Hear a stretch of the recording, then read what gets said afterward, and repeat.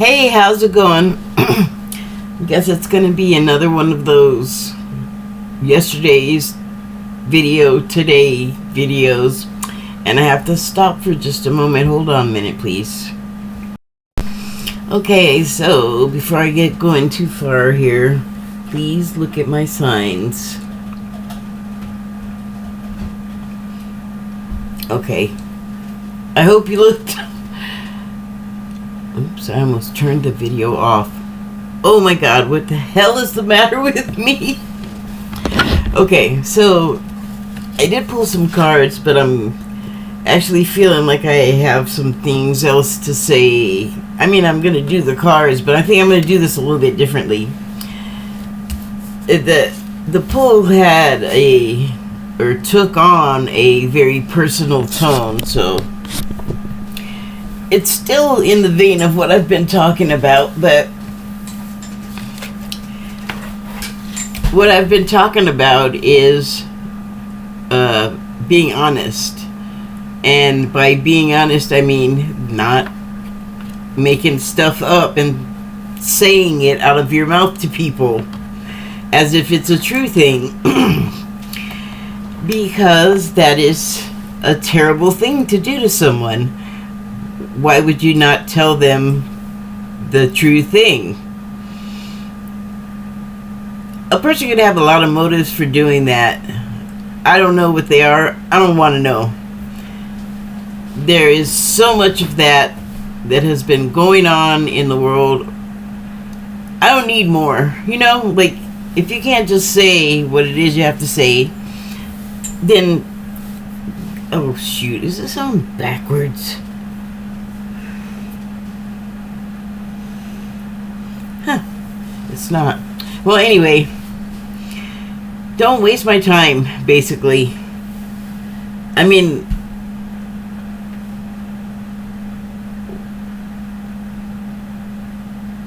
What the oh, hold on.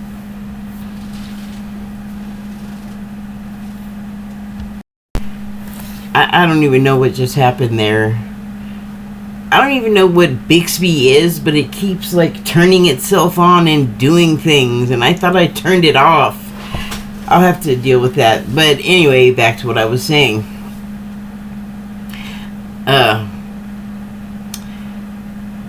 I've been on this honesty kick. And I said that I think in the near future that's going to become really honest, or really important, excuse me. Throat chakra will not want to let me talk normal, but gonna do it anyway. And so the card I pulled from the Shaman's Dream Oracle deck was number 38, which breaks down to 11, many masks. And you can see on here, at least two of them, there's a sort of very minimalistic, masquerade mask. I don't know. That's like a bunch of the same word, isn't it? Well, it's definitely not elaborate. It's very, scaled down and not much artifice there. And here's something that is a bit more elaborate, and it seems like it's wanting to take on the appearance of feathers or a moth or something, which, given what a mask is, basically a way to hide the truth of your image.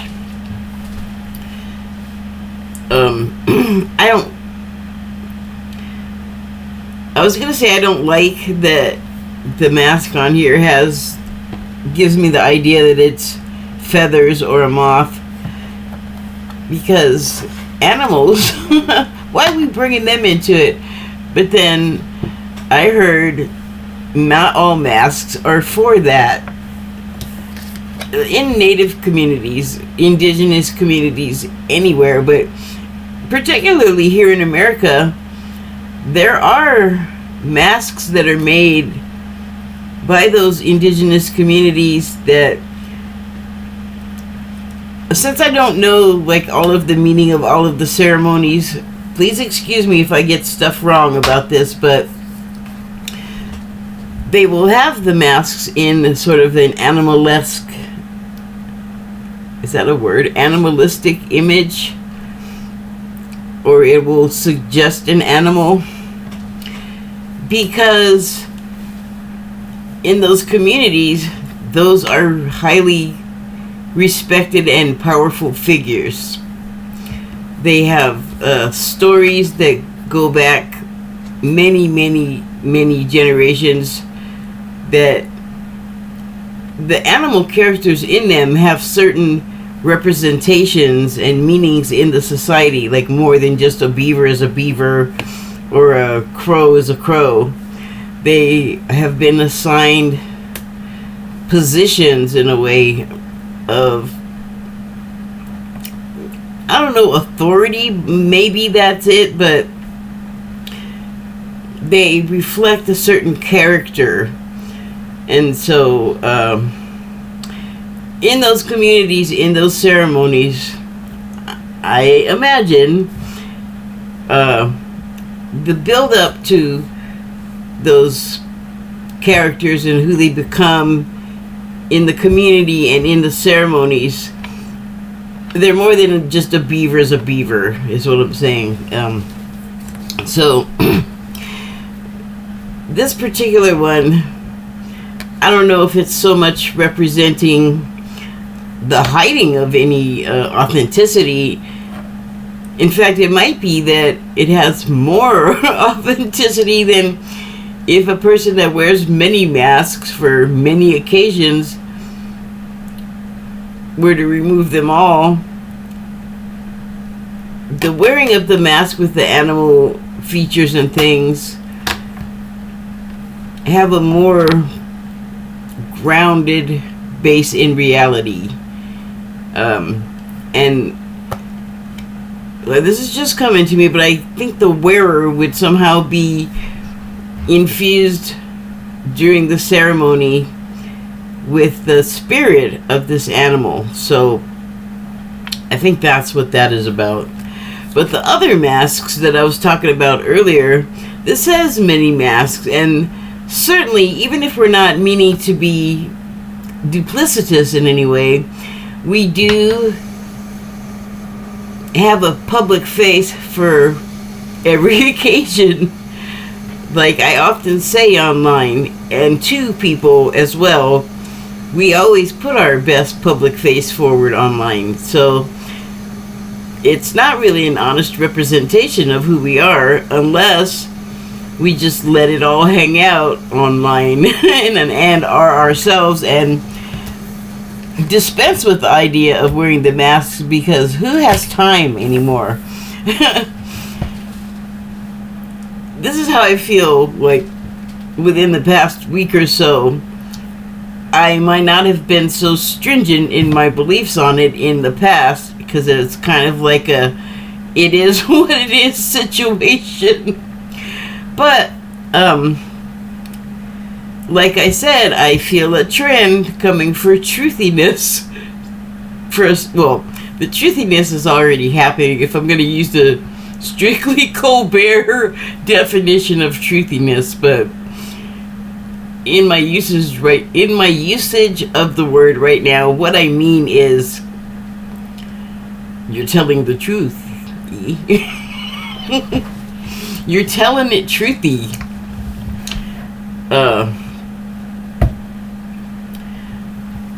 But yeah, we definitely, I mean, think about it. If you are gonna see like your boss that you need to talk to, and you know that that's not a conversation where you're gonna be able to be perhaps your playful, jokey self, they will not appreciate your puns. They will not appreciate you pointing out that that they said one that you found funny, because that's just not the level of, that's just not what you're meant to do in that situation. And so, perhaps knowing this going in from prior experiences was going to work when you go in to speak, and what definitely isn't. You choose from your many masks, and so you will then probably afterwards see someone you're far more familiar with and comfortable with, and in a much more relaxed setting, and then you're gonna wear a different mask, or maybe not any mask, like maybe you can just be yourself in a situation like I just described. Because for me, dealing with certain bosses, but there were certainly more of them than the alternative, it was a stressful situation. You had to go in there and mind your P's and Q's, and you couldn't be loose and fun. Like, everything was just glowering and, take this seriously and keep to business and, whatever. Not my lane. Not my lane at all. Anyway, so I hope that illustrates my point. We're always gonna put on the appropriate face for whatever the situation requires. I think that's human nature. And I think that it's why we have such a hard time with honesty, and why the lies can just flow out of our mouths like a waterfall. I've been watching, again, the politics in the United States, and there's a number of politicians that are really prominent right now, and a lot of them are like under indictment or an investigation and suspicion of things. So, that's why, but I don't know if you noticed a trend there about what I was saying about those certain people, but they're in situations, sticky situations, prickly, hotter than they care to be at the moment, because of something they were associated with or did. So, they got some stuff to hide, or they have been hiding stuff and it didn't work because indictments and investigations. And I'm just gonna say, like, that whole thing about the former president and how he's so prosecuted and no one's done anything worse. Nothing's been done worse than what's being done to him. The man refuses to take responsibility. There's a recording of him saying, "No, I'm not going to take responsibility. That's just not his lane." But that's not unusual for him. He has a history. He is, if anything, consistent. So, the man wears masks as well. Everyone does, but he has this whole other loud persona that we all see and know.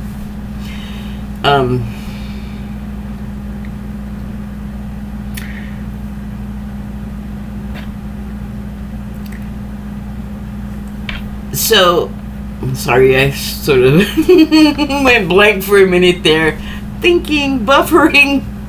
What I was buffering was the fact that not being honest about whatever they were up to specifically. This happens every time I'm going to start talking. I'm going to have to burp. Please excuse me. Didn't even really happen. But you don't wind up under investigation or indictment if you're out there doing above board honest stuff. Like, whether you like the person or you agree with what you think they're saying, because what the man says and what the people that follow him say sound like two different conversations, and they come up with stuff that I've never heard him say. And I don't just hear him in speeches, I see him in a lot of places where it's like his realm, like his place where he's welcome and worshipped, like I was just saying. But man, I don't know what the cog is there, but he says some stuff, they're saying some completely other stuff. Although I'm thinking they're not getting it directly from him, because there's all this other source information that I think these people are also accessing. And when they're talking, I'm like, that has nothing to do with this guy you're over here. Like, what are you talking about? Everybody has their own reality. Everybody has their own truth. But like I said, with all these cases and these people having to drop all the masks and the BS, and not all of them are going to do that, though. I think there's going to be a lot of still not completely clear and honest communication. I think there's still going to be some masking, because, well, for one thing, if they admit a bunch of stuff and cop to being guilty, guess what's going to happen? The consequences of that in a courtroom setting. So all of these people are at any cost avoiding jail, because now they're seeing some of their colleagues having to go or having gone. So like all of a sudden it's real. And I think that will bring more honesty out of people. So the reason why, like, I'm jumping on this whole let's do that, be honest thing too, is because if everybody's doing it, it's going to be pretty obvious that you're not. I don't want to be a part of that anymore. But more so, it's about these cases and these people who are supposed to be our role models and our upstanding citizens that we're going to, like, aspire to be like. Or I don't know about aspire to be. That's not really a thing unless you're the child of someone. I think that's about as close as you can come to it. But anyway, that is the future that I'm seeing. So and that's not a bad thing, I don't think. It's, I mean, unless you're one of these people I'm talking about with the court cases, it's really not that hard to just say the stuff and not embellish and do any more to it than let it just be the truth. But as people, we have a lot of stuff that gets in the way of what we want to say before we can even get it out in our mental mouth.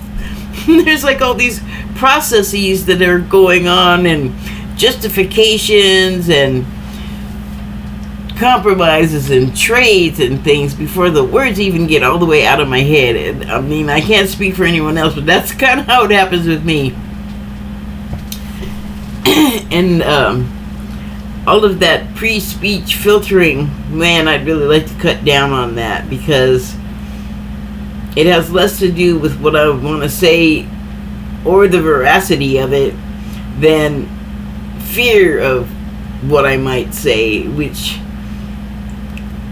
you know, I could attribute that to my ego, but my ego is me still, so it's not like a separate entity that I could excise rather, you know, surgically remove. That's there, and there's no getting rid of it, and there's no reason to get rid of it. It's there for a reason. It is actually a protective measure that we have, except sometimes it gets out of control, and that's us letting it go out of control.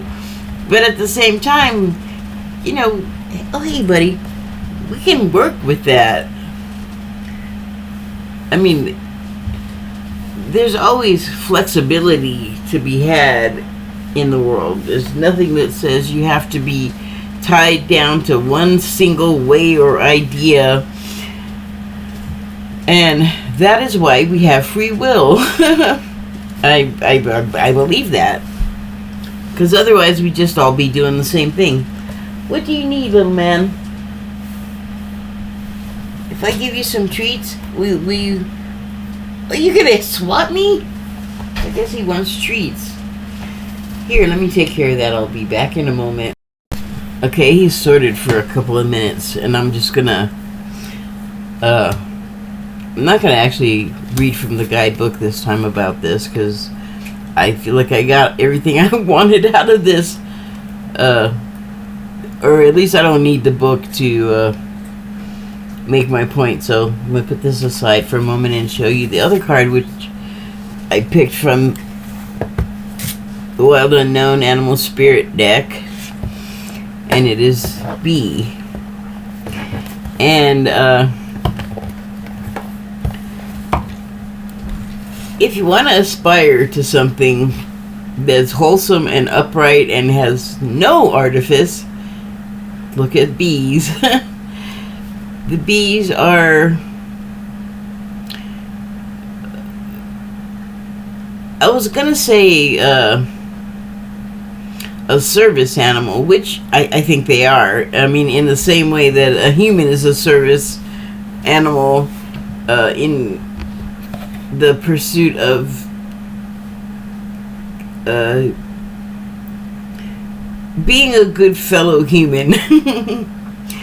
and that's what these guys have. They have a society that is definitely regimented. They definitely have routines, but it's a functional thing. It's not a disciplinary thing. It's certainly not anything to hold them in line and, you know, teach them a lesson or whatever.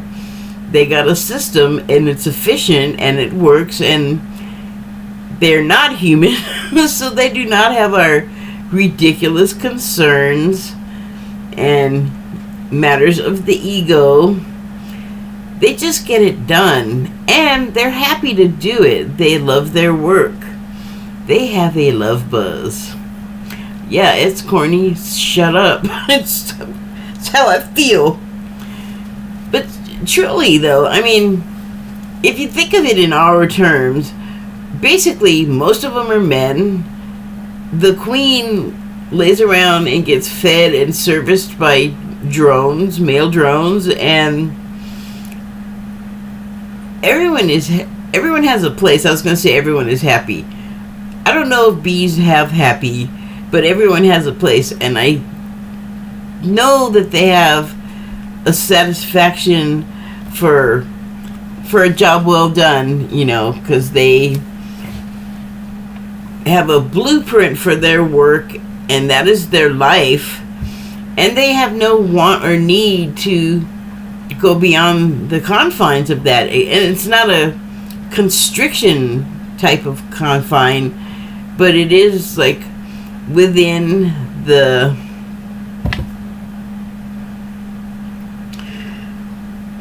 something that they do. Within the realm of their existence. Oh, sure, that'll work. It's within the realm of their existence, and they're fine with it. They're not questioning it. It's not just the circle of life thing. It's that we are all here, including animals, to perform a service, basically, or a deed, or those. And we each have a part. We each fit into the puzzle, the tapestry, whatever it is, the soup. We're all ingredients of all of those things, and we all function at a certain level for a reason. Like, these guys have a specialized job. I could do it. I can't do like anything that these guys do. I don't have their physical form. I don't have the instinct / ability to build a hive or to create wax, which everything of the hive, I believe, is some kind of secretion. I can secrete stuff, but I can't do it on command, and I don't think any of it is the type of stuff that bees can secrete. But I don't need to be a bee. I just need to enjoy them and I don't know how willing they are about the sharing of the honey, but I end up with some and I'm grateful for it. And here's something else amazing about these little guys that make the honey. You know, honey never expires, like it doesn't rot. It retains its efficacy as like a healing agent or a food product forever, I guess. That's amazing. That is magical. And who does it? Who makes this?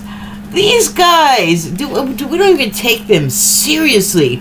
And I guess we mainly think about the honey, but they're pollinators. You know what that means, right? They go in and drink sweetness from flowers, and while they're in the flower, they're picking up this flower's pollen, which is essentially its sex powder, I guess. And then they fly off to the next flower and have another drink and mix the powder from the pollen from the first flower to the next one, and so on and so on. I don't think I need to explain agricultural stuff to you, because I couldn't do it very well anyway, but I got the basics. Look at how big my head is, and so it's like, for the most part, got brain in there. Look how tiny their heads are. They are marvels of engineering in the way that they build their homes, and they can make eternal honey. And I didn't know this until a couple of years ago. Did you know honey is great for putting on burns or just wounds in general? There's a honey called Manuka honey that I don't know what is the special thing about it, but it's highly prized for healing. And thank you. I don't know why you did it, but thank you. And that's kind of the world we live in. But these guys, they just do it. They don't ask questions. They know instinctively where they're supposed to be and what they're supposed to be doing. They're not bothering with masks and things. They just are. I don't know if we humans can emulate that level of authenticity, but it wouldn't hurt to try. Seriously, like, I think it really wouldn't hurt. I think it would help. Because, last thing here, but how do you feel when someone doesn't tell you the truth?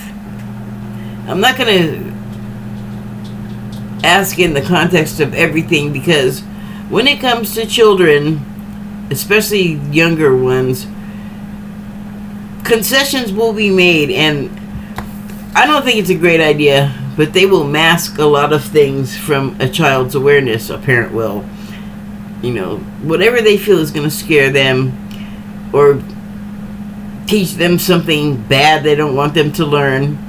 They're going to protect them from that. They're going to mask that subject's true nature to their child, if they let them be aware of it at all, because there's a lot of things out there that I can see, like, yeah, let's keep that away from the kids until they're full-on adults. So,